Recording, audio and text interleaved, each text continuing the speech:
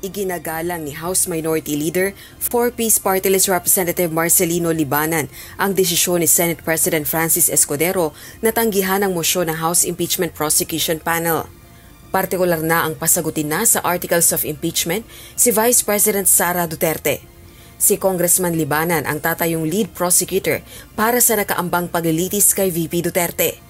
Aniya, nirerespeto niya ang desisyon ni Senate President Escudero, subalit hihintayin pa rin ng House Prosecution Panel ang paliwanag ng Senado kaugnay ng issue para sa due process at transparency. Dagdag pa nito, depende sa magiging komunikasyon ng Senado ang susunod nilang magiging hakbang. Ito ay kung magsusumiti ba sila ng motion for reconsideration o iaakyat ang issue sa Supreme Court para sa constitutional clarification.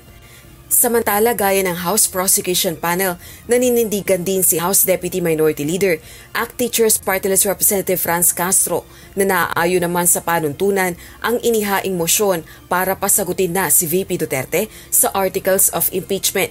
Ito ay kahit hindi pa nagko-convene ang Senado bilang isang impeachment court.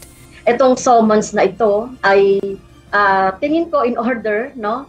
Kahit pa hindi pa nagko-convene formally.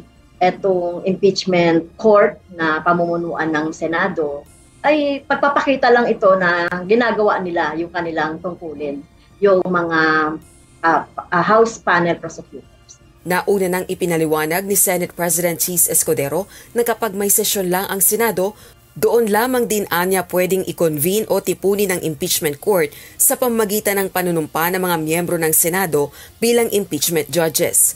Binigyang diin din ng Senate leader na hindi maaaring magawa ng legal ang pag-summon sa pangalawang Pangulo dahil wala pang sesyon ang Senado. Batay sa proposed calendar of impeachment trial ni SP Escudero, sa June 3 pa ang pag-convene sa impeachment court at panunumpa ng senator judges. Sa June 4 naman ang paglalabas ng mga summon. Tiniyak naman ni VP Duterte na pinaghahandaan na ng kanyang legal team ang napipintong paglilitis sa kanya. Kasalukuyan ding nakabinbin sa Korte Suprema ang petisyon ng Vice Presidente laban sa impeachment complaint. Rosa Licoz, UNTV News and Rescue. Diyos ang aming sandigan, serbisyo publiko ang aming pinahahalagahan.